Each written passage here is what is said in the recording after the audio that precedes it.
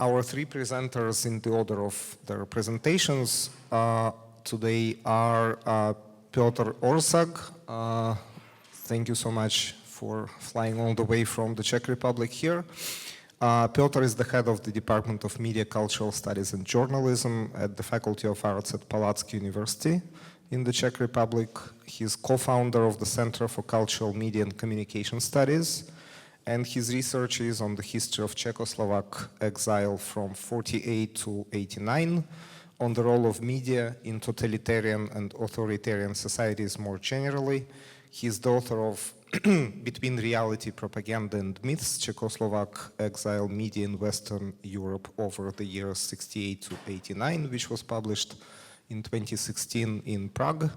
And he's a co-author of A History of Czech Media of the 20th Century, published 6 years earlier. As Yasha said, I came from Czech Republic. I'll be a bit slow, maybe, because I'm in a different time zone. Sorry for that. Let me begin with a few sentences about the structure of Czechoslovak exile after the communist coup in the February 1948, when the communists in Czechoslovakia began to build dictatorship on the Soviet model. The refugees left Czechoslovakia in two main waves. The first wave followed after the communists seized power in February 1948. This part of the refugees is often referred to as post-February and consisted of approximately 60,000 people. The second wave of exile is associated with the attempts to reform the communist system during the Prague Spring and the subsequent invasion of Czechoslovakia by Warsaw Pact armies in August 1968. The invasion and occupation triggered another massive wave of refugees. In the short period from August 1968 to the end of 1969 alone, about 70,000 people left, and in the following years the total number reached about 150,000 people, which is about 1% of population of the then Czechoslovakia, pretty much. In a brief comparison of these two exile waves, significant distances stand out, both on the general level and on the level of publishing activities as well. Representatives of the post-February wave, such as non-communist political elites, intellectuals, scientists, students, fled communist Czechoslovakia, often at a great risk to their lives. They were leaving for war-torn and economically unstable Western Europe, and the living conditions for refugees were often very harsh. This made the development of any cultural or publishing activities difficult. The exile publishing enterprises were modest, and due to well-guarded Iron Curtain during the 1950s, it was almost impossible to smuggle exile literature and magazines to the domestic readers and to keep in touch with banned writers at home. These books were therefore circulated only among readers in the West. Completely different conditions are associated with the new exile generation after the beginning of the occupation of Czechoslovakia in 1968. The state borders to the west were open for more than 1 year after August 1968. Western Europe was experiencing a period of economic prosperity, and the opportunities for exile activities against the communist regime were incomparably wider. The new post-August exile generation significantly co-created its active and intensive public involvement in the information, publishing, and cultural spheres, with this being given by the more sympathetic geopolitical factors and political situation inside Czechoslovakia. Even though after the defeat of the Prague Spring, communist conservatives came to power, but the Iron Curtain was more permeable, and the communication network could develop between exiles in the West and dissidents and opponents of the regime in Czechoslovakia. In addition, the new exiles now included many prominent journalists and writers who had lost the opportunity to work and publish at home. Milan Kundera, Josef Škvorecký, Arnošt Lustig, and others. The first publications related to the newly arrived exiles appeared soon after August 1968. They were periodicals, and most of them initially fulfilled mainly the necessary service and information function. They were primarily intended to help the newly arrived refugees to find their way in an unfamiliar environment. In addition to these newsletters, exiles began to establish more ambitious periodicals in the first period after August 1968. Their intention was not only to inform, but also to co-create the exile public sphere and to formulate opinions against the communist regime in Czechoslovakia. The Munich Text was the first exile periodical to be published since the summer of 1969. Then others followed. I'll be back. I'll back to Munich Text after a while. Now let's us move to the general conditions for publication and limiting factors in exile. The situation in exile brought about in general completely different conditions for publishing activities than those prevailing in the then Czechoslovakia. Absence of censorship, of course, freedom of expression, abundance of information resources, and freedom of movement as well. All of this contrasted with the situation at home where the pressure of power on culture was renewed. But the situation was completely different concerning socialist central planned economy on one side and the Western market economy on the other side.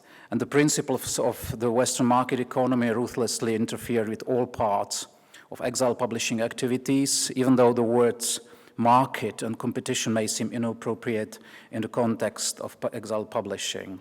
Many publishers and editors who conceived of their enterprises as non-profit refused to view their activities as a business based on the principles of supply and demand. The development of publishing activities after 1968 soon began to encounter the limits of its possibilities. The supply of newly founded publishing enterprises gradually exceeded the demand of potential recipients, and the willingness of a significant part of exiled readers to pay for subscriptions to publications declined. Exile market was limited, dispersed, and incoherent, and subsequent crashes due to lack of money, subscriber payment, indiscipline, and operational difficulties were inevitable. Selection of the market according to the principles of supply and demand was permanent. The economically weakest publishers went bankrupt, and new publishers who were often similarly weak and faced similar problems usually took their place. Attempts at mutual synergy, cooperation, or merging of exile publishing houses were unsuccessful. Now let me show you a couple of examples of competition between exile publishers and the various problems associated with it. The aforementioned magazine Text from Munich, Western Germany, is a good example, now Germany, but used to be Western Germany, of how the activities of periodical publishers or journal publishers, exile publishers, and book publishers are intertwined. Its founder, the non-communist Jaroslav Kučera, met the reformist communist Adolf Miller in the editorial office. However, Kučera left soon after, mainly because of political disputes with all these ex-communists. He founded CCC Books, which meant Czechoslovak Cultural Committee Books. The company initially dealt only with the distribution of books by other publishers, but in the summer of 1971 it published its first book, Prague, August. It was about beginning of occupation of the Czechoslovakia, and thus began its activity as the very first publisher of the post-August exile. Kučera's publishing enterprise published about 20 books, and a few years later, in 1975, due to financial problems, not surprisingly, sold it to CCC Haarlem, another exile publisher, Czechoslovak Exile publisher in Netherlands. This publishing enterprise closed in 1978 after publishing 13 books. And now back to the exile magazine Text. Another editor, Adolf Miller, that ex-communist, worked at Text until its financial collapse in 1972. In addition, he founded the publishing house Index in Cologne, Western Germany, with Bedřich Utic in 1971. And at the same time, the same year, the well-known Czech writer Josef Škvorecký and his wife Zdena founded another publishing enterprise, 68 Publishers, Toronto, Canada. And correspondence between the main protagonists of Index and 68 Publishers suggests that plans for the creation of the two enterprises coincided in time, and the mutual explaining began, at first in the spirit of potential collaboration. Bedřich Utic of Index responded to Škvorecký's letter about plurality, which should not mean competition but critical cooperation, by naming the future pitfalls. The idea of publishing Czech and Slovak books seems to have matured in several places at once. This means that the offer for a relatively limited range of readers and subscribers will be varied. In both your and our cases, however, the editorial intentions overlap, and without coordination, competition could arise that would benefit neither of us. It would therefore be a good idea to find a method of coordination that could benefit both your business and ours. The word competition in the letter proved to be crucial to the future relationship between the two most important Czech exile publishers. All advice and recommendations of prominent exiles for the two publishing houses to join forces and cooperate came to nothing. Instead, disputes began over manuscripts by some Z authors, and the domestic authors could not understand why the exiled publishers were competing instead of joining forces. The writer Pavel Kohout, writer and dramatist, wrote to his friend Josef Škvorecký from Czechoslovakia, "We really don't understand what appears to us from a distance as a competitive struggle worthy of another epoch." Škvorecký explained that there would be no merger of the publishing houses because they both operate in the same market segment, so they will compete. I am under no illusion we can agree on how to share the non-commercial titles, but splitting the attractive titles is unfortunately probably a utopia. The mutual animosity between the two publishing houses and the struggle for manuscripts of banned authors from Czechoslovakia lasted until the end of the 1980s. One example for all. When both publishing houses published the same book by Bohumil Hrabal, well-known author, at the same time, the exile dispute over who had permission from Hrabal to publish the book ended in a court in Cologne, West Germany. Index lost the court and had to pay 10,000 marks in damages.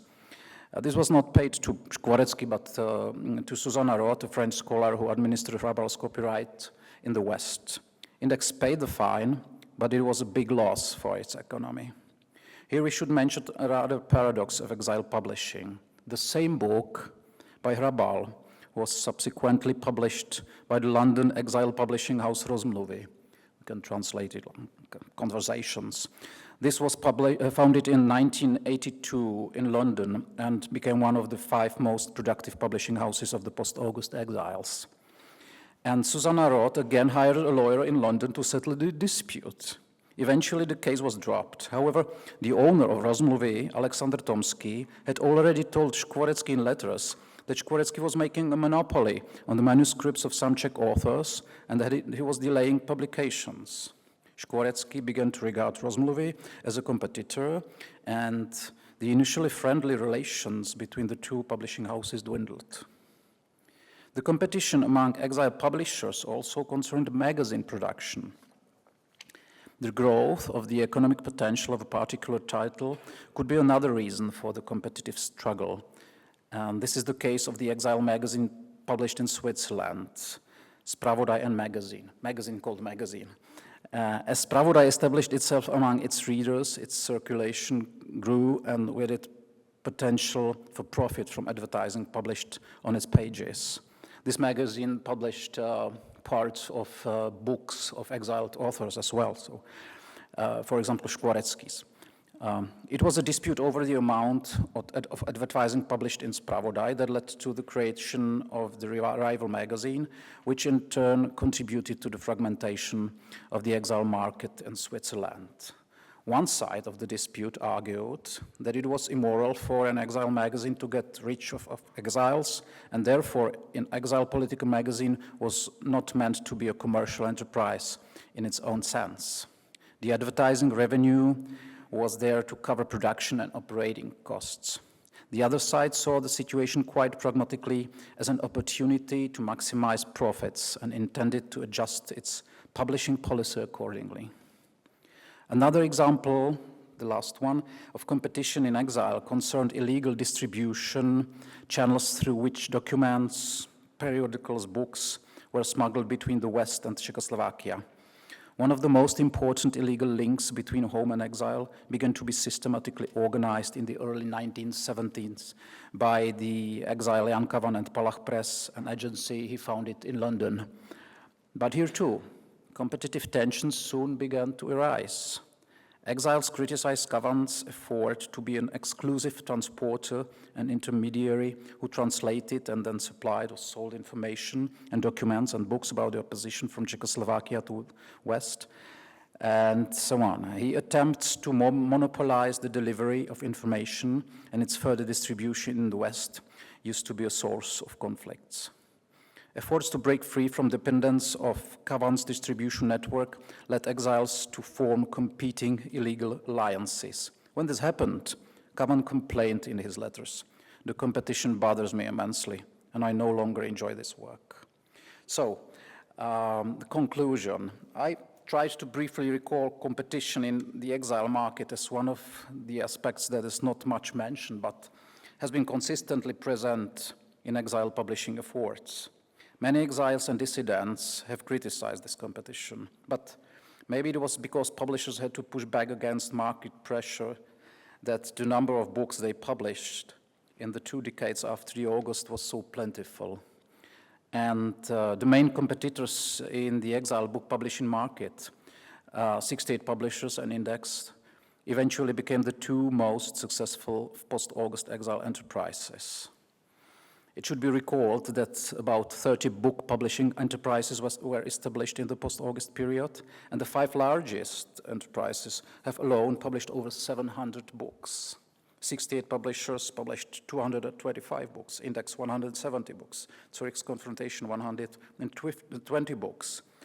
And Munich's Poezie mimo domov, which is paradoxical, that's poetry away from home, 130 books of poetry, unbelievable. And London's Rozmluvy, about 75 books.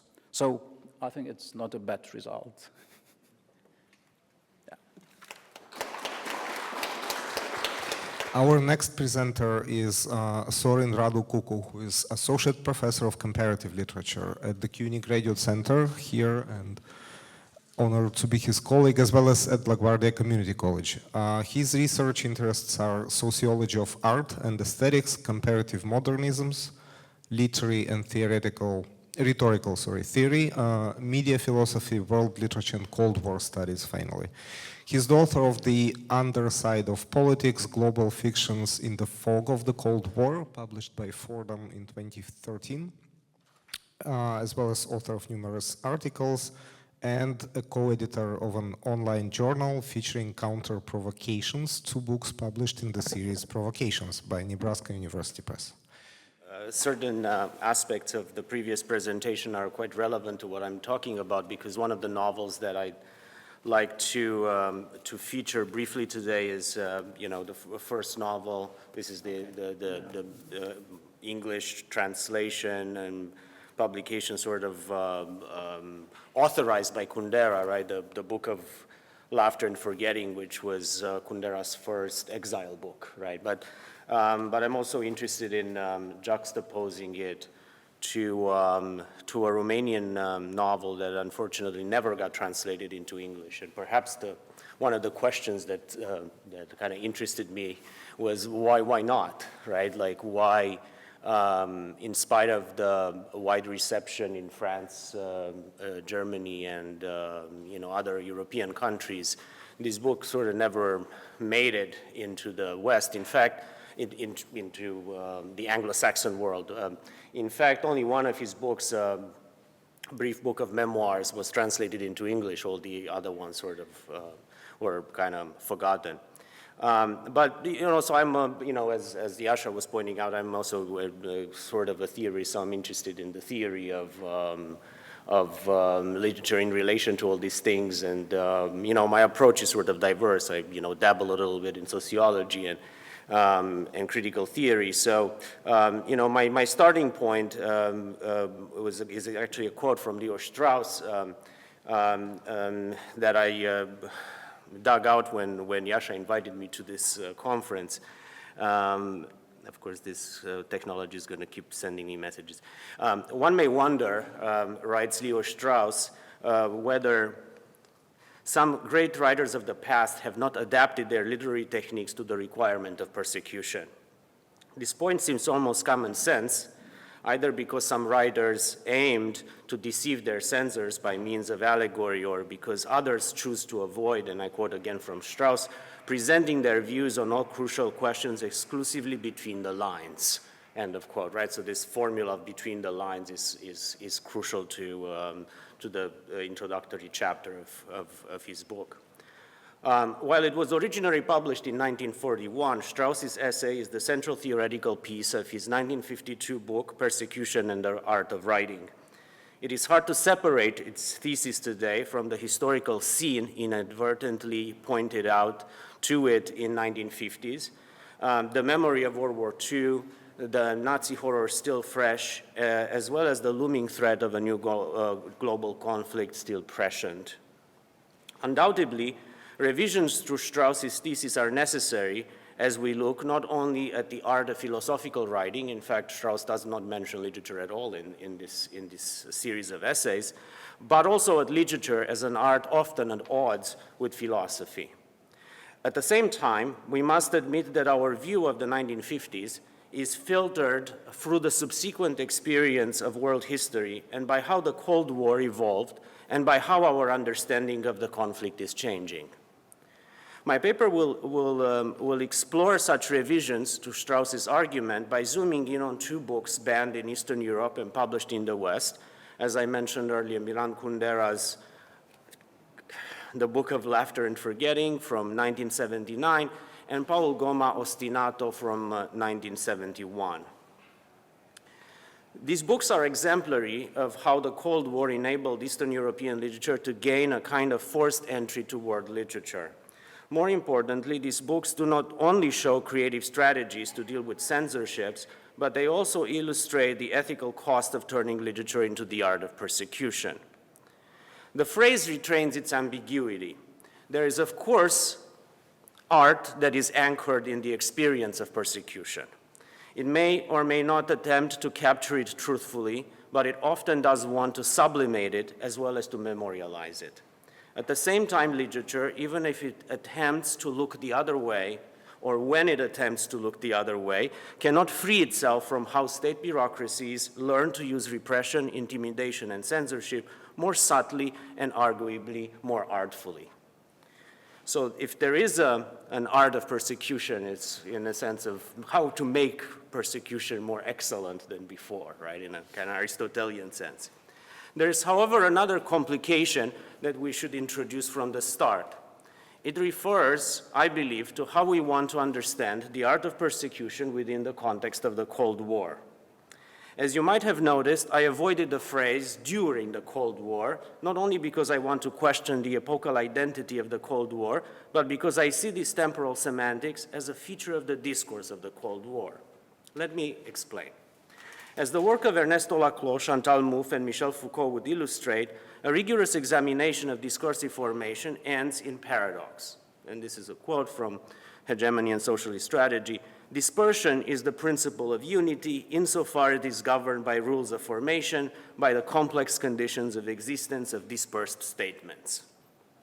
Consequently, if we treat the Cold War as a potentially articulated totality, albeit one that is ontologically incomplete, such articulations entail, and I quote again, any practice establishing a relationship among elements such that their identity is modified as a result of the articulatory practice. Let me put this in English.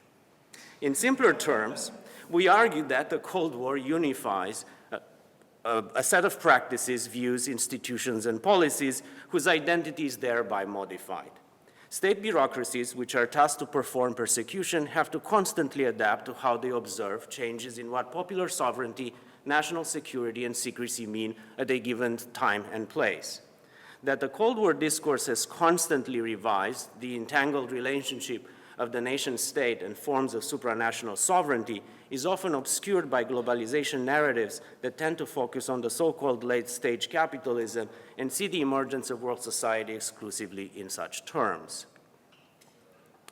Okay, a little bit more on the Cold War, so I can sort of clarify my position also in regards to how I define Cold War literature, because again, I don't perhaps mean exactly what you may think I mean. Until very recently, historians were not so much disputing the end of the Cold War as expanding, dissecting, this is a quote from a Cold War historian, complicating the very notion of the Cold War in a kaleidoscopic multiplication of prospects, contextualizations, methodological approaches, and meanings, end of quote. Two main directions characterize this development. On the one hand, Cold War studies pivoted from a close frame on the superpowers, decision makers, to the agency of various actors in Latin America, Asia, and Africa, right? So it was actually a move away from the Eastern European notion of the Cold War. On the other hand, the field was enlarged onto bracing assortment of transnational and domestic cultural and social, human rights, media, economic, intellectual, historical approaches, end of quote. Assessing how Cold War studies redefined its field and methods of research, Romero, the author of this article, seems to ask whether the growth is sustainable, right? That, you know, the more the discipline grows, the less clear it is what the boundaries are. The question is, he asks, are we diluting any notion of the Cold War as a complex and yet unified, identifiable subject or inquiry? Can we still constructively speak to each other rather than past each other if the Cold War grows, he asks. Put in another way, are we still dealing with one Cold War, two Cold Wars, many Cold Wars, or how do they relate to each other? Are we expanding Cold War history or building a multifaceted international, transnational, global change through the second half of the 20th century? While the benefits of an expansive research seem clear, the risks of an unsustainable growth are not entirely irrelevant. At a closer look, the process of reconstructing and reconstituting the global discourse of the Cold War did not so much entail a paradigm shift from an examination of mid-20th century bipolar international system to revealing many invisible networks by which the Cold War emerged in the life world, as it redescribed the antagonistic polarity of superpower conflict in terms that emphasized that modernity and modernization, the price claimed both by US and the USSR, is not a project, but a process involving the semantic friction between systems and networks. Furthermore, the inner dynamic of the bipolar system and its capacity for transformation were contingent on multiple dualities. Rather than exclusively on the ideological polarity of great power politics, empire versus nation states, culture versus politics, rising great powers versus former great powers, political ideology versus ideological geopolitics, and or cultural diplomacy versus political warfare. Ideological polarization thus entailed complex strategies on both sides of the Iron Curtain, targeting regions of the world outside of direct superpower control. Financial aid, coercive diplomacy, secret sponsorships, clandestine operations, being few of the material means, the strategic resources by which the US and the Soviet Union ensured that the balance of power did not tilt to the other. But there is a rub here. As the discourse of the Cold War evolves, this idea that there were only two global superpowers in conflict fails apart. According to Chen Jin, the revolutionary features of Chinese foreign policy, to give you the most obvious example, combined with the reality that the Cold War's actual emphasis was shifting from Europe to Asia, inevitably calls the global Cold War to entail a more ideological form of warfare as a whole, end of quote. In other words, the Sino-Soviet synthesis of ideological aspirations and geopolitical strategy, in spite of its fragility, became the greatest power to challenge the political supremacy of the Western capital since the final expansion of the Ottoman Empire.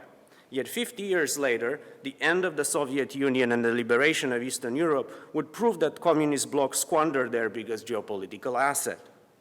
If we consider polemically the Sino-Soviet split as the most consequential event of the global Cold War after the Sino-Soviet alliance, it would make sense to think of the Cold War as a variation within the geopolitical genre of bipolar conflict we have become familiar with since ancient times.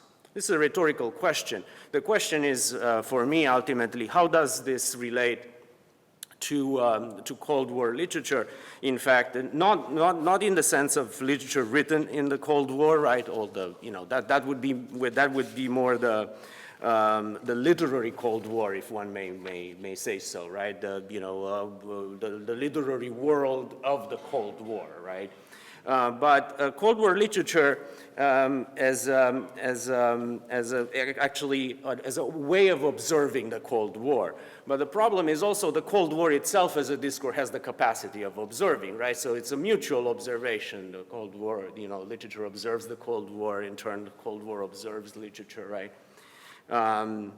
And so the problem of observation is quite central to this text. Of course, one has to take into account the different features of the discourse, asymmetry for one sense, right? That the representation of what the Cold War means within one camp cannot be the same as the representation of the Cold War to the other camp, right? So they have to be, in order for the discourse to be rational, coherent, logical, right? We can discuss later. I can give you examples, right, from spy fiction, right? Well, I mean, of course, most people think of spy fiction as Cold War narrative, in fact, well, neither of these books are traditionally part of that genre, even though one could arguably say that the Romanian book flirts with it, right? Kundera's book less. Okay. So, as I mentioned earlier, this paper is an opportunity to reflect on Milan Kundera's innovating novel, the Book of Laughter and Forgetting, in relation to an unknown Romanian book, well, unknown at the time, at this particular moment. In 71, it was actually quite well known for a brief period of time. Within the context, of course, the context of this book's translation and publication in the West, particularly in France and in the US, is quite significant. By 78, Kundera had been permitted to emigrate to France, correct me if I get my historical dates wrong, where the book was published in a French translation. He himself revised it in 85, 87, and in an interview with Jordan Elgerby for the issue of Salmagundi in 87, he reveals that, and I quote, "The book is not a mere continuation of a creative principle enacted in his Prague novel, Life is Elsewhere, a book from 69, but a story, and I quote, from the vantage point of somebody situated in France, bathed in reflections inspired by a life in France." In his words, the French translations have become, so to speak, more faithful to the Czech original than the original themselves, right? This is kind of a strange world literary paradox, right? When the copy, the translation becomes better in a way, more faithful than the original. That's a kind of idealized Borgesian view of world literature. Such statement indicates that the book is indeed a valuable case study for world literature. The past 2 decades of literary studies here in the US and elsewhere have witnessed a diversification and expansion of how we understand the concept, not simply as an idea, but also as a complex set of practices, historical circumstances by which literary works live beyond the national cultural context in which they emerged. For Kundera, world literature is, however, not simply a scholarly pursuit. It carries both existential and aesthetic meanings. As this is the first book as an exiled writer, Kundera can take for granted that he is writing a book banned in his homeland, a book he never hoped to see published in Czech. In fact, in many interviews he said, "Oh yeah, no, I didn't ever think this is going to end." He has a very fatalistic view of the Russian Empire, particularly, right? The book observes at times the reality of daily life in totalitarian societies Yet it is not, if we agree with the author, a reactive response to such an experience of history. Compared to early novel, The Joke, which I had written a long time ago as a graduate student, the book is compelled to look at totalitarian rule through the lens of Russian imperialism, the de facto occupation of Czechoslovakia after 1968, rather than simply a Stalinist betrayal of communist ideals. Perhaps this is the reading of the novel that Kundera prefers, even as he would still argue against a strictly political interpretation. Scholars have correctly identified Norman Podhoret's open letter to Kundera as a symptomatic of a backlash against his attitude regarding Cold War cultural politics. That is perhaps missing, what is perhaps missing from the analysis is a nuanced breaking down of the distinctions between US-specific culture wars, a term which of course is derived from the German idea of the Kulturkampf, and the global cultural war discourse that allowed for some degree of difference within the West as it also did in the East, albeit not in the same form.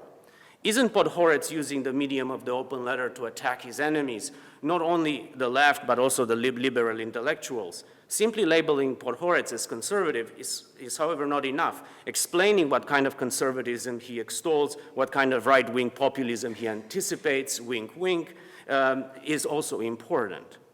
Podhoretz's letter shows that by the 80s, the consensus about the ideological dominant of the Cold War began to fray. Most importantly, Podhoretz remains nostalgic for the clarity, the clash of ideologies promised in the early days of the Cold War, i.e. in the 1950s, as Kundera is frustrating such clarity. What he forgets, Kundera must remember: bad policy decisions, contingencies, false assumptions about enemies, about the influence they hold, about their power they have, show us how messy the world created by the Cold War turned out to be.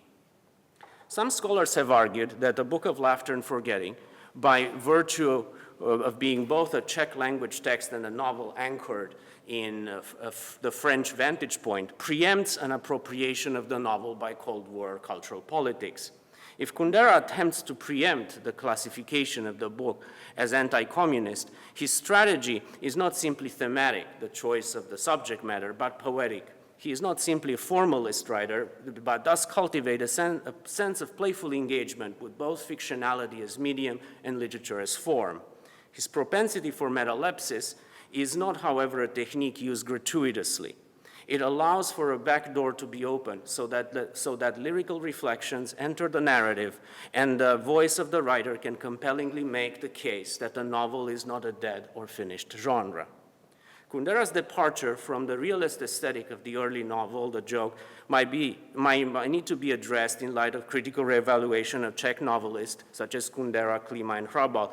In Brian K. Goodman's recent book, The Nonconformist, American and Czech writers across the Iron Curtain. It's a recent book published last year. Goodman's point that writers such as Kundera developed a form of counter-realism, that's his term, might offer an alternative understanding to the logic behind the literary examples integrated in the fictional world of the book. But the question of why and how Kundera might deploy against ideological reading still remains. Okay, let me get just briefly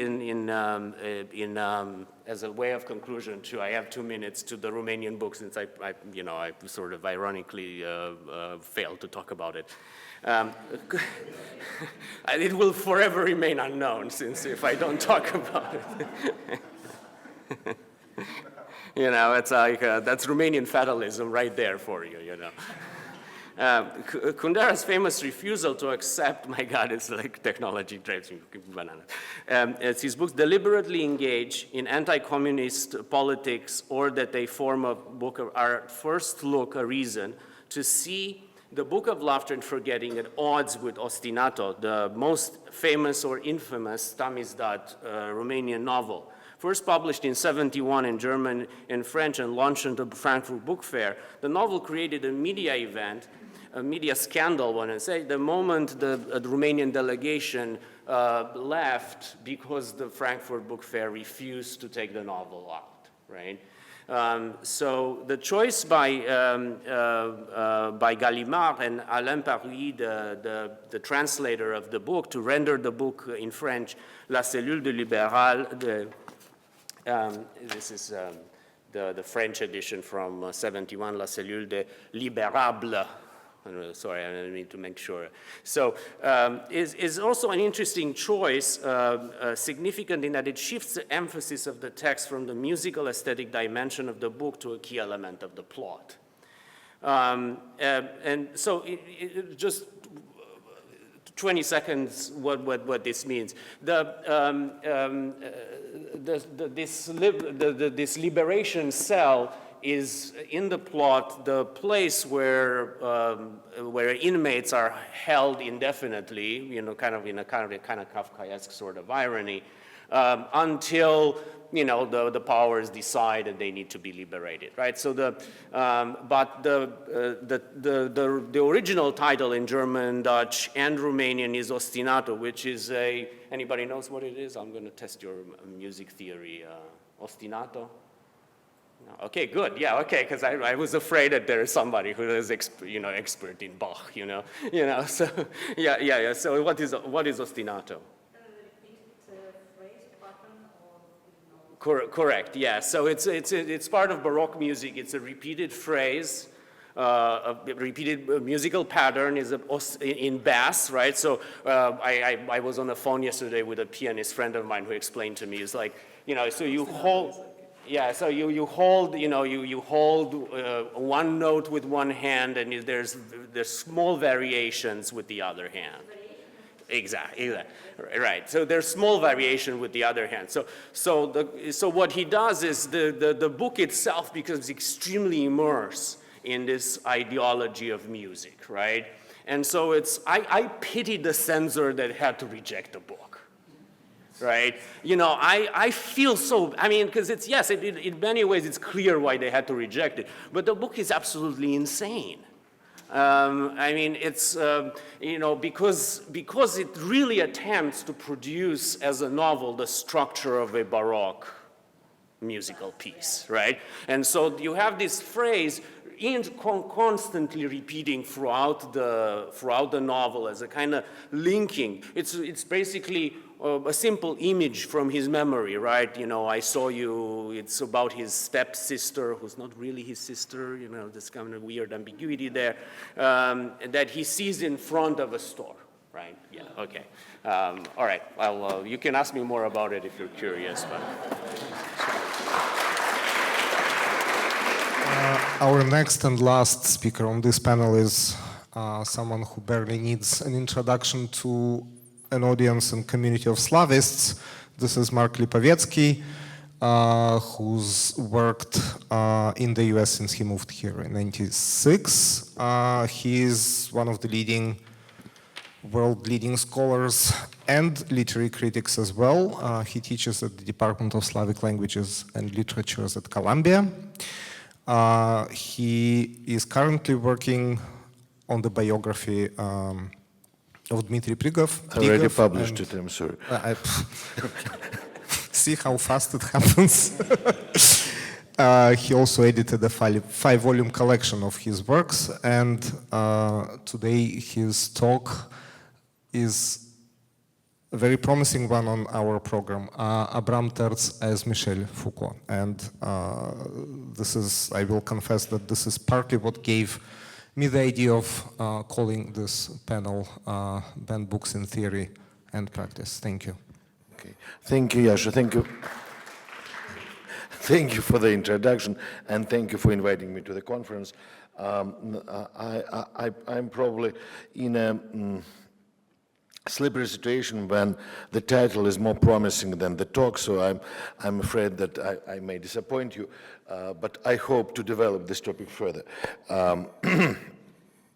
Abram Tertz, the pen name of the literary scholar Andrei Sinyavsky, gained fame in the West after the publication of a cycle of 6 novellas entitled Fantastic Stories.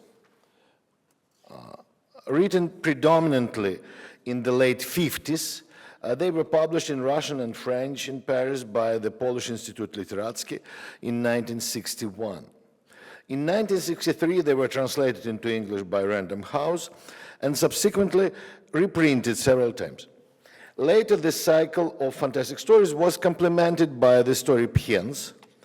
After Sieniawski's arrest in 1965, these texts were united under the cover of the fantastic world of Abram Tertz. You can see this cover on the screen, with the separately published short novel Lyubimov, in English translation, Make-Peace Experiment, and Sieniawski's quasi-theoretical treatise, What is Socialist Realism? In my paper, I will focus on the 6 original novellas plus Piens only. Read together, they not only serve as satirical representation of Soviet life, but also reveal a system of artistic concepts that is surprisingly resonant with the emerging post-structuralist / postmodernist paradigm, and especially Michel Foucault's ideas. Thus, Graphomaniacs presents the death of the author, while the trial is on and the icicle unfold hyperbolic variations of the Soviet panopticon and transformations of delinquency and criminality. Paradoxes of delinquency, criminality, and social normativity are also central for Piens. Catherine Nepomniachtchi, in the first Anglophone monograph on Sieniawski Tertz, warned the reader. It is essential to note, however, that although the vision of the interrelationship between writer, text, and reader elaborated Tertz's writings at points dovetails with several basic premises of deconstructionist philosophy and criticism, Sieniawski and Tertz are the products of a fundamentally different intellectual, religious, and literary tradition, and Sieniawski therefore parts company with Western theorists, both with regard to the parameters of his project and the cosmology in which he places it, end quote. In my paper, I'll try to debate this disclaimer and show that despite the differences, the similarities between Sieniawski, Tertz, and Foucault are deep enough to serve as a basis for questioning the alleged gap separating Soviet society in its Stalinist and post-Stalinist versions from Western post-Holocaust modernity. Sieniawski and Foucault belong to the same generation. Sieniawski was born in 1925, while Foucault in 1926. The majority of Sieniawski's fantastic stories, as I already said, were written between 1955 and 1960, while Foucault's major work started to appear in the 60s. His first bestseller, Les Mots et les Choses, would appear only in 1966. We don't know if Foucault had read Sieniawski in the 60s. He definitely could have. However, it's a known fact that Foucault and Sieniawski met in June 1977 at an evening organized at the Recamier Theater to protest Brezhnev's visit to France. There is a reference to Sieniawski's book about Gogol, Gogol's fictional letter to Zhukovsky, in Foucault's lectures at the Collège de France in 1977-78, later published under the title Security, Territory, Population. In any case, I'm talking about typological parallelisms rather than influences. In my further analysis, for the sake of brevity, I'll focus on 3 categories equally central for Foucault, obviously, and Tertz, arguably. The author, panopticism, and a delinquent / marginalized subject. The author. The trial of Sieniawski and Daniel had been centered around the philosophical and philological problem of своё-чужое, one's own and someone else's, in Abram Tertz's prose. The main argument of the defense was that the writer Sieniawski was being attributed the words and thoughts of his most unsympathetic characters, the Graphomaniacs, the werewolves, the crooks, and even an alien.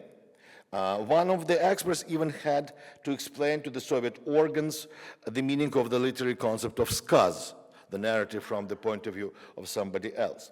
Sieniawski himself made the same point in his closing statement at the trial, but at the same time, he identified with the words of the cactus man, the alien Piens. So what if I'm just different? Why swear right away? calling the quote autobiographical, thereby forcing us to think about whether the distance between the author and his strange narrator heroes is really that great here. Strictly speaking, the term skaz fits very little with Abram Tertz's prose, since in skaz the distance between the author and the character narrator is set once and for all. In Tertz's prose, on the contrary, it is the continuous change in the distance between the author and the narrator character that constitutes the main intrigue and the main problem of the plot. The secrecy surrounding Sinyavsky's authorship before the arrest only added a new level of indeterminacy to the situation. Who was that Abram Tertz? Thus, in the story Graphomaniacs, 1960, a talentless and unrecognized writer, Pavel Ivanovich Straustin, at first looks like a comic character, clearly mediocre, paranoid, envious, suffering from delusions of grandeur. But gradually, as the plot develops, Straustin's graphomania grows into the purest embodiment of creative energy as such, which, according to the interpretation of Galkin, another graphomaniac, consists in the self-elimination of the writer's personality. Here they say imprint yourself, express your personality, but in my opinion, every writer is busy with one thing, self-elimination. We work in the sweat of our brow for this purpose. We fill our carriages of paper with the hope of eliminating ourselves, overcoming ourselves, giving access to thoughts from the air, end quote. Such an understanding of creative energy shifts the relationship between one's own and someone else's. Straustin considers the most hackneyed, most banal phrases to be his own, and is offended to find them in other writers' books, from Konstantin Fedin to François Mauriac, in translation, of course. These themes resonate less with Roland Barthes' famous Death of the Author, 1967, in which he declared the author to be a function of the text that doesn't exist outside its borders, but rather with Foucault's interpretation of this concept in his essay, What is an Author, 1969. What is the author? In that essay, Foucault defines the main function of writing as, quote, creating an opening where the writing subject endlessly disappears. The mark of the writer, he writes, is reduced to nothing more than the singularity of his absence. He must assume the role of the dead man in the game of writing, end quote. However, if for Foucault this is the result of the modernist and avant-gardist literature that, as he says, goes beyond its own rules and transgresses its limits, for Tertz, this effect is derivative of the most banal and cliché forms of writing, of graphomania. Unlike Barthes, Foucault connects the function of the author not with the text, but with the system of cultural institutions, regulating the universe of discourses. Here we are. Is it? Oh no, sorry. He writes, the author function is linked to the juridical and institutional system that encompasses, determines and articulates the universe of discourses. It doesn't refer purely and simply to a real individual, since it can give rise simultaneously to several selves, to several subjects' positions that can be occupied by different classes of individuals, end quote. Surprisingly, Tertz's understanding of the author also suggests the multiplication of the subject positions, as we'll see later when talking about the icicle. And most importantly, also connects it with institutions, or rather with the institution. For Abram Tertz, the sole institution responsible for the production of writing able to eliminate its author appears to be censorship. And he writes, I'm not sure if this is the right quote. No, it's the wrong quote. All right, there is a universal popular leaning towards belletrisme. But do you know what we owed it to censorship? Yes, censorship is the dear old mother who's cherished us all.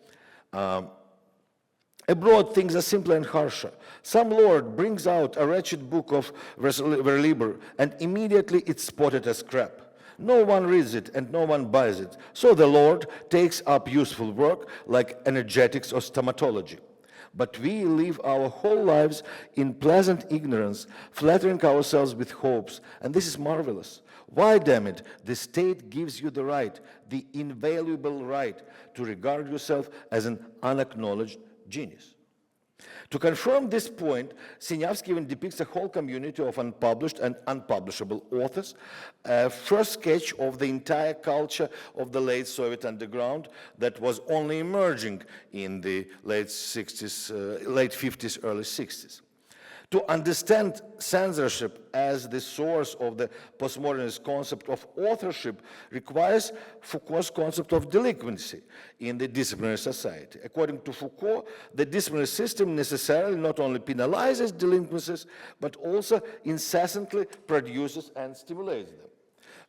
He writes that it helps to establish an open, meaning prison, establish an open illegality, irreducible to at a certain level and secretly useful at once, refractory and docile. It isolates, outlines, brings out a form of illegality that seems to sum up symbolically all the others, but which makes it possible to live in the shade, those that one wishes to or must tolerate. This form is, strictly speaking, delinquency.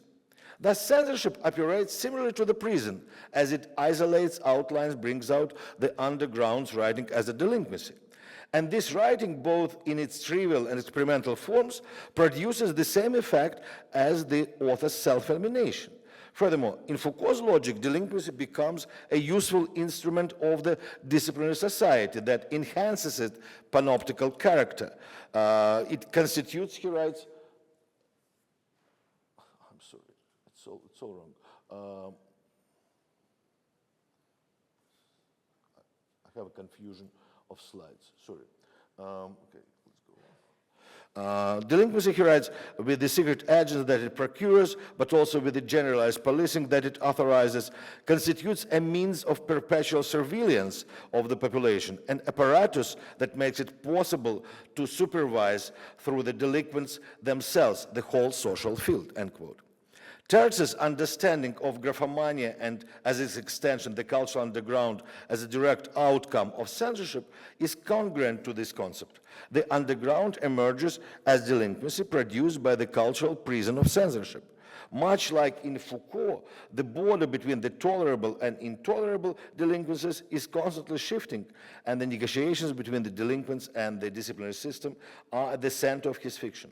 Following this logic, Tertz, in his fantastic stories, also places authorship and, generally speaking, subjectivity between delinquency, marginality, and panopticism. In one of Tertz's first stories, You and I, we hear two alternating voices. One narrator is constantly paranoid, suspecting that he's under surveillance, and that everybody around him is participating in some state-sponsored conspiracy against him. Another narrator is indeed constantly observing his counterpart. Catherine Nepomniachtchi interpreted this duality as the conflict between a human and God. However, I think that it's more productive to read both narrators in this story as the split image of the same self, where you becomes the character and I the author. In this case, the author assumes the panoptical function of universal control and surveillance over whom? Over his character, who is also himself. He has been in my field of vision for 4 days, etc. Fool, understand, you live and breathe only while I am looking at you. Indeed, you are only you because I am addressing you, end quote.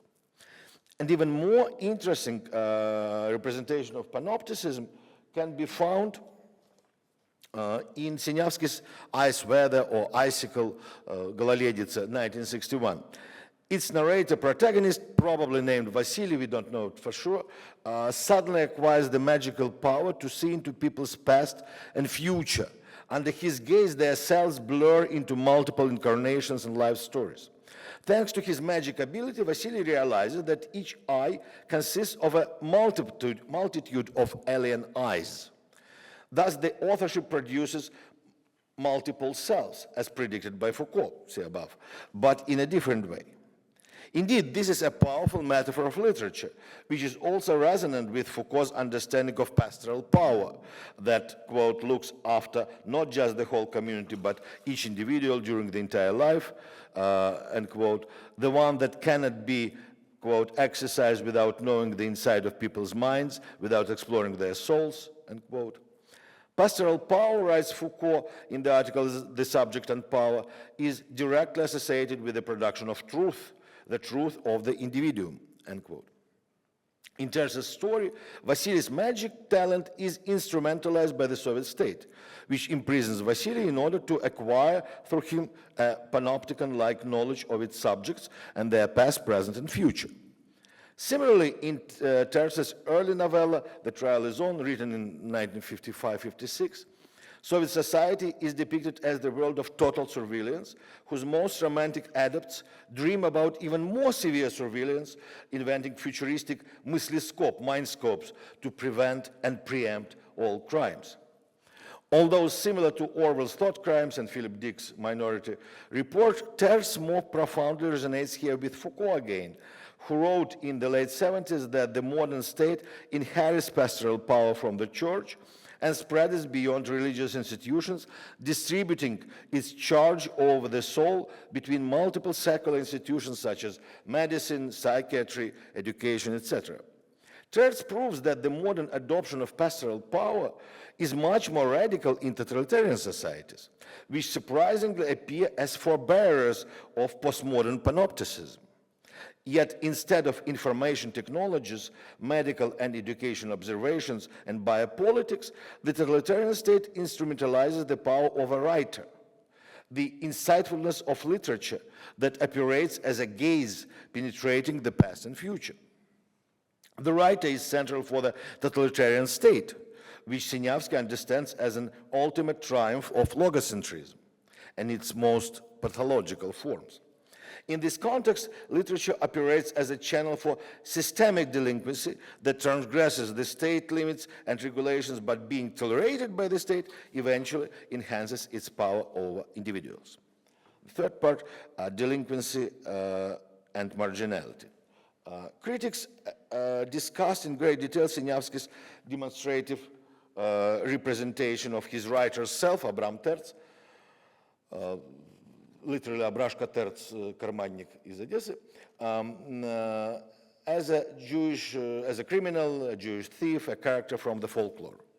And here is the famous quote from Tertz: "I see him now, the raider, the gambler, the son of a bitch, hands in his pants, with a thin mustache, a cap flattened down to his eyebrows, carrying with a light, slightly waddling gait, with tender interjections of an obscene nature on his parched lips, his lean body honed in year-long polemics and stylistic discrepancies. Collected, indisputable, at the slightest provocation, he'll stab you, he'll steal, he'll die, but he won't give you away." However, a more programmatic vision of delinquency can be found in Tertz's early short story, Pchens, 1957. The very title of this text sounds as a rhyme to Sinyavsky's provocative pen name. The narrative of this story is built as a process of gradual revelation of who the narrator is. At first we think of him as a bitter hunchback, then as a homosexual, and maybe a Jew who is trying to avoid the sexual advances of his female neighbor and harassment from other tenants of the communal apartment. However, the final disclosure is much more dramatic. The narrator turns out to be an alien with a non-human anatomy who, by his physiology, is closer to cacti than to humans. His spacecraft had crashed in Siberia 32 years ago, and 32 is Sinyavsky's age in 1957, when Pchens was written. Thus, Pchens is a quintessential marginalized person, as a hunchback and Jew, and also a delinquent as a homosexual, according to Soviet homophobic laws. In addition to this, the narrative implies other forms of delinquency. Pchens can be an internal emigre or even a sleeping spy who is hiding his true identity. On the other hand, his entire narrative can serve as an evidence of his madness that eventually leads him to a total delirium. The text on the screen is the last paragraph of the story where he apparently speaks his native language, which is a mixture of gibberish and some borrowed words. A disabled person, a homosexual, a dissident, a madman, these are Foucault's favorite characters that he uses to demonstrate the constructed and repressive manner of the social normativity. Hence treats his marginalized self and his delinquency as virtues rather than as flaws. They grant him a different perspective on the world and connect him with a different half-forgotten language. However, the fear of total assimilation pushes him to the final decision to kill himself. Being an alien thinking plant is preferable to belonging to the human herd. For Hens, of course, even mentally. This radical conclusion resonates not only with Deleuze and Guattari's becoming animal, but also with the late Foucault's idealization of the ancient cynics as philosophic prototypes for contemporary activists and revolutionaries. Notably, Foucault emphasizes that the cynical principle of a straight life must be indexed to nature and solely of nature, ends up giving a positive value to animality. Animality is not a given, it's a duty, or rather it's a given offered to us directly by nature, but at the same time it is a challenge to be continually taken up, end quote. Hence certainly would agree with this principle, only substituting animality for botany. I'm skipping a few other quotes and a few other comparisons, but what I want to say is that first and foremost for Sieniawski, Hens is a writer, or rather a prototype for the writer's mind. Hens possesses a unique gift for defamiliarization, the key to artistic craft, according to Shklovsky, whom Sieniawski, as a professional literary scholar, certainly knew very well. And one of the famous descriptions from Hens is the description of a breakfast. Food stood on the table, steaming and stinking. The sadism of cookery always amazed me. Would-be chickens are eaten in liquid form.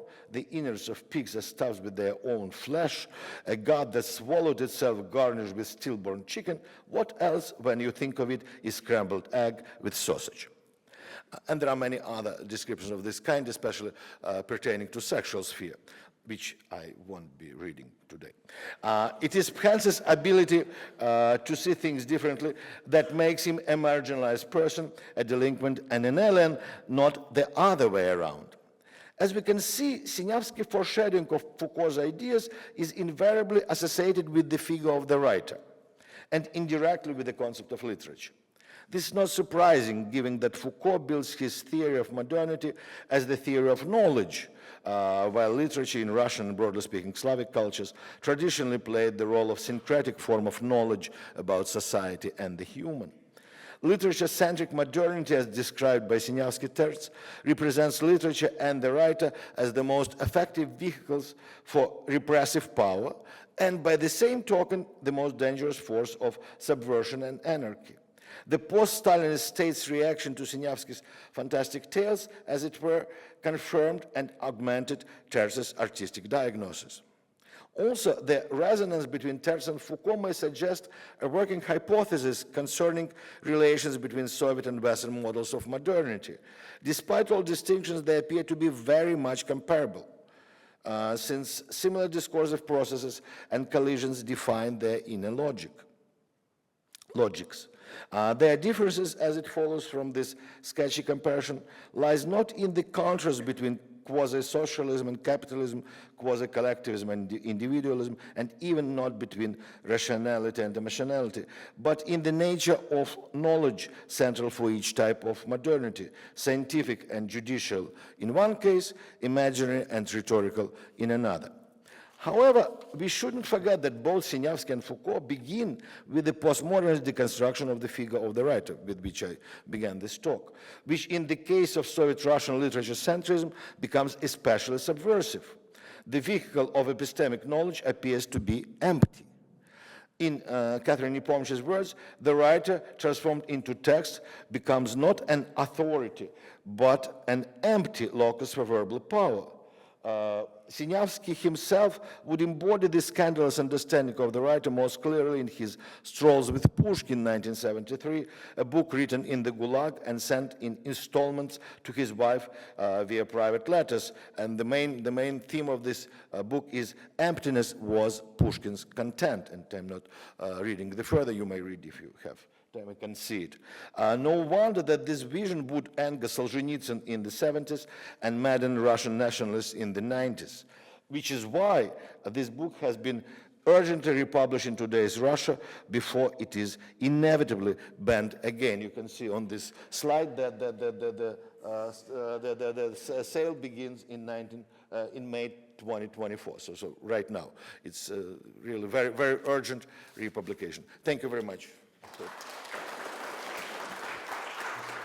If I may just not so much ask a question, but try to put things into focus that in a way that I hope that would make sense, kind of bridging the three very different talks.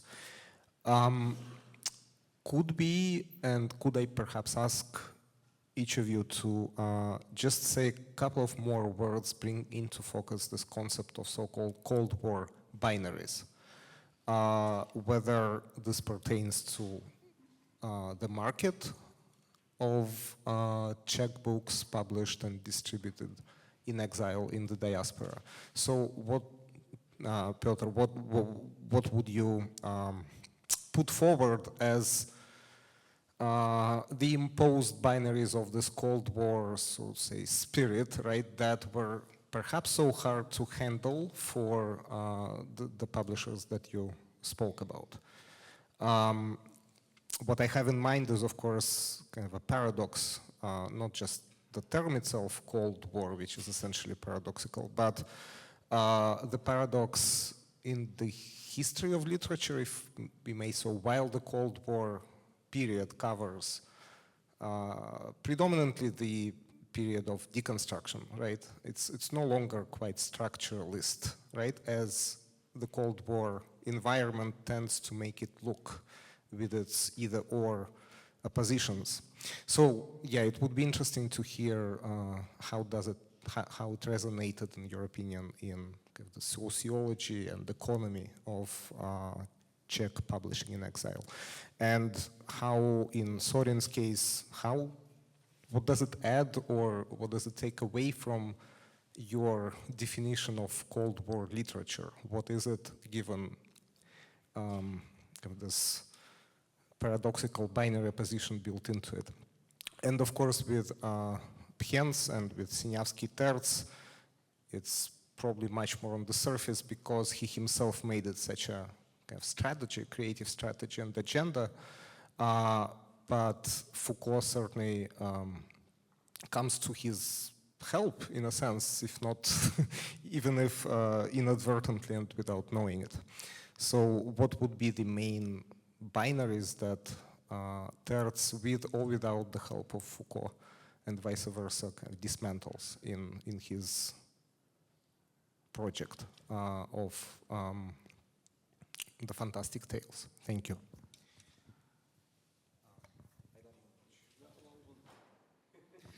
Yeah, thank you. You used the word deconstruction. Maybe discontinuity is a word that fits as well. And the question is whether the publishers or exiled publishers were a kind of Cold War warriors as well. And probably some of them, of course, but some of them not. I'm not sure about the 60th Publishers House, but Index House was a special case because post-communist or ex-communist reformists tried to push their reform communist thinking into the Western public as well. and the publishing of books of Index was part of their fight against communist conservatives, not against the communism as itself. Yeah, so it was a difference because other publishers tried to publish good books, good literature. And of course, somehow it was part of Cold War fighting, but it was a different way of attitude. Yeah, so. It's my turn. Complicated issue. I've tried to address it several times in my work, you know, when I was younger, when I was less young. But you know, I've always been suspicious, you know, coming from Eastern Europe, of the idea that the Cold War didn't require much of a definition, and it's quite clear what it means, right? And you know, you have this polarization and ideological split between you know, two superpowers, and you know the story.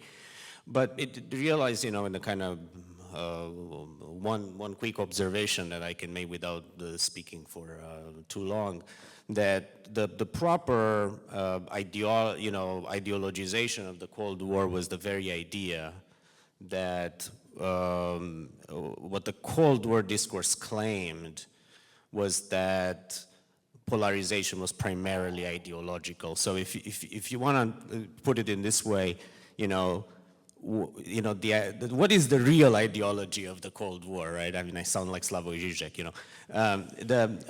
The real ideology is the conflict of ideologies, right?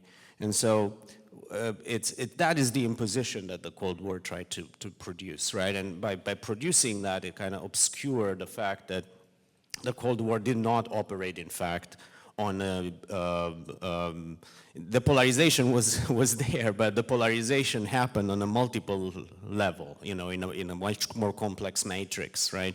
Rather than, you know, being able to be simplified to these two, you know, vaguely tempting concepts, you know, communism, capitalism, you know, and so on, you know. Yeah, okay, but that, you know, I could go on and on, but I'll stop there. Okay, thank you. Thank you. So, since the colleagues have already addressed other issues, I will answer this question from the perspective of Soviet liberalism. So how the Soviet liberalism positioned itself, and of course, this question nowadays has an especially dark perspective.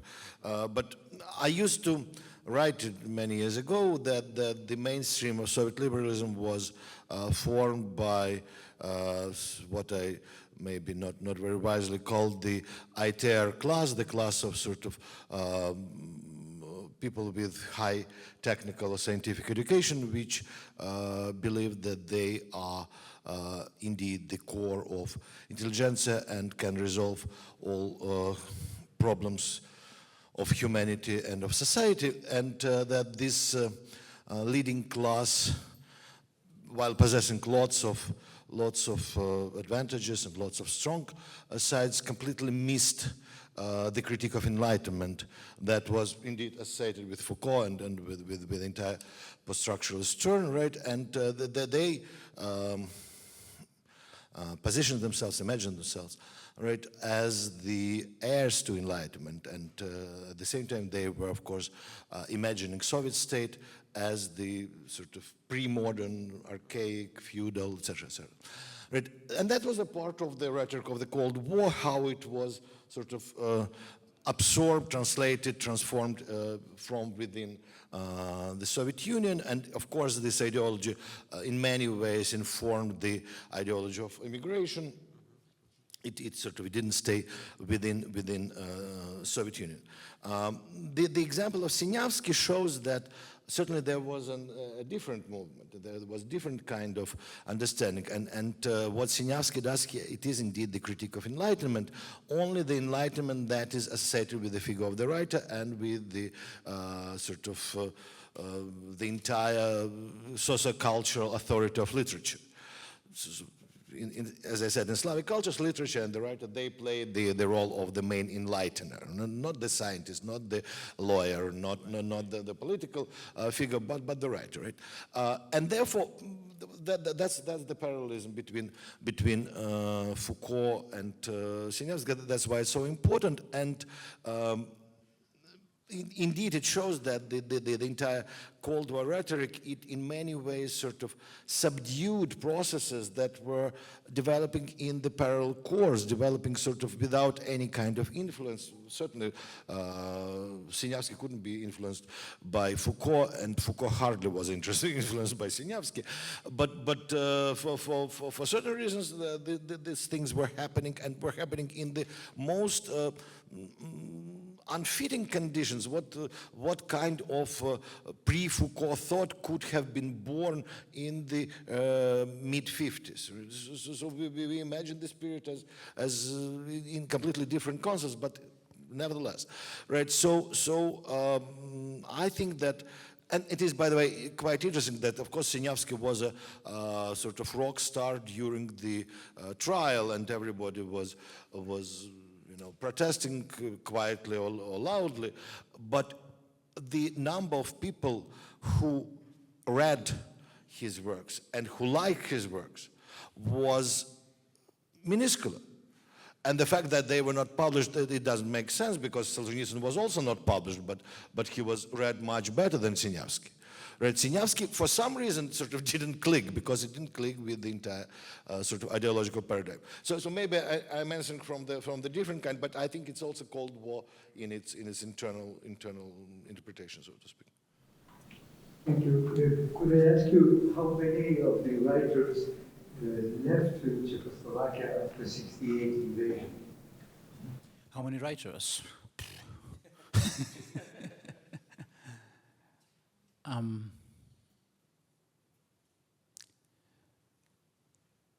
I'm unsure, yeah. But writers and journalists, it wasn't tense, but...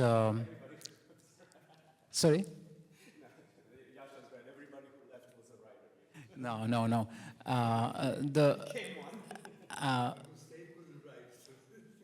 The famous ones were just,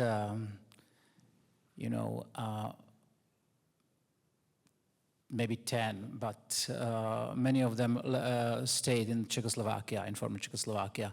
But there were writers like Jaroslav Marek Vejvoda, who started to write after he came to exile and became quite popular and important writer. So, my question is also to Petr.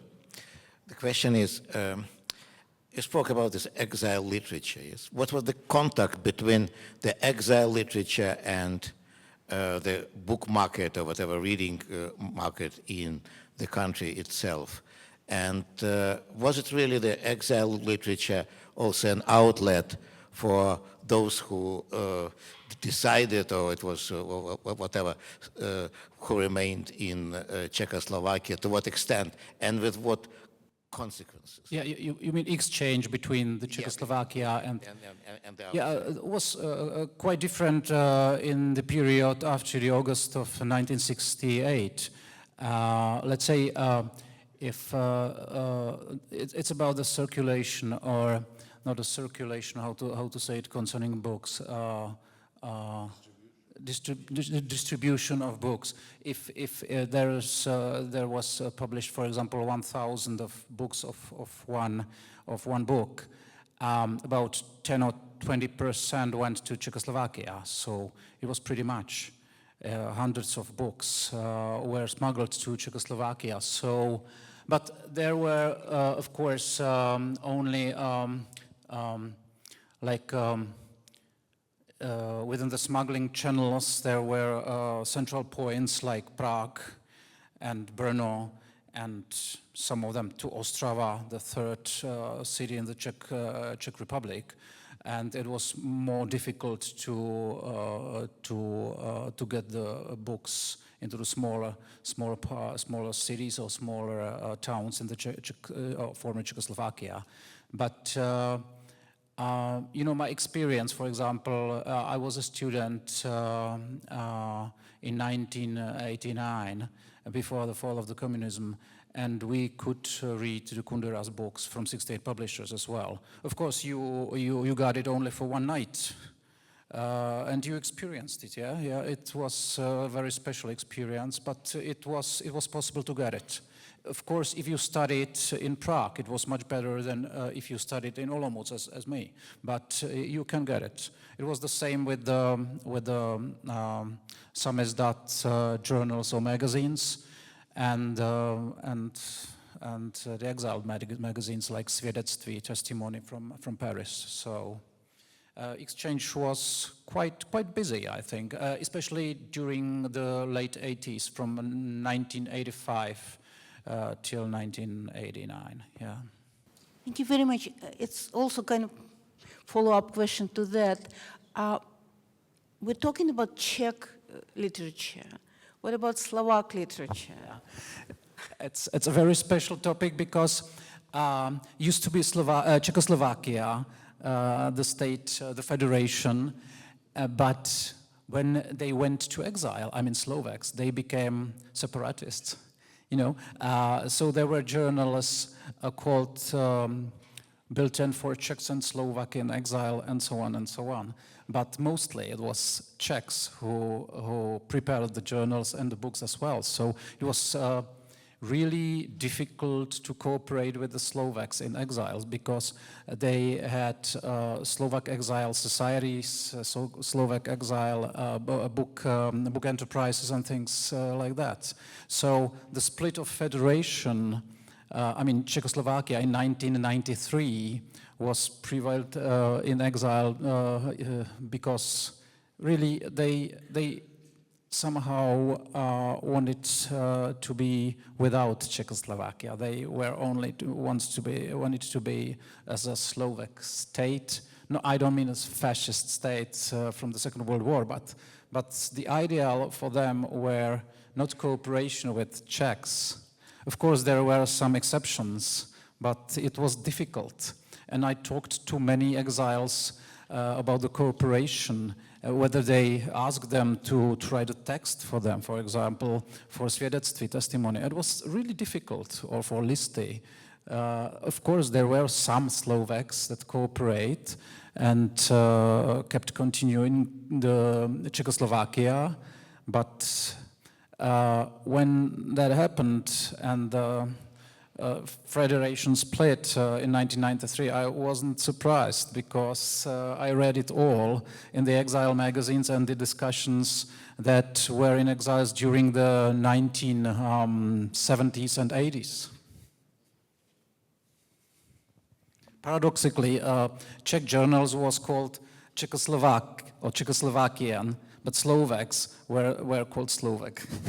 So we talked about Czech and Slovakia, but I'm just wondering, since the situation, from my understanding, was more different there at the time, what about Yugoslavia? You said it's similar as in Yugoslavia? I said different. Different, yeah. It was. From my understanding. Yeah, but Czechoslovakians or Czechs and Slovaks were more lazy. They didn't fight, you know. They didn't shoot, so. More peaceful. Just joking, yeah. Yeah, it was different, yeah. Yeah, no blood and no fighting, yeah. What Petr was also saying kind of brought to mind a relapse of the scandal with Tertz, of course, right? Around his strolls with Pushkin. First time when it was published, it was a huge uproar in exile, right? In emigration. It literally is.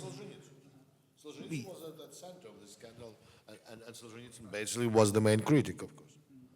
Yes, and then it repeated itself in the early 90s, around the same year, 90, I think, 2, yeah. This time in the metropolia, right? Yeah, and it repeated, so it became the sort of the, it was one of the episodes of the journal war of the late 80s, early 90s, right? And it was one of the points of unification of nationalists against sort of more or less liberal magazines. But this scandal almost led to the closing of the journal that published basically a small piece from Strolls with Pushkin. Ironically, it was Oktябрь, the journal that was famous in the 60s as the sort of forepost of conservatism, but in the 90s it was different.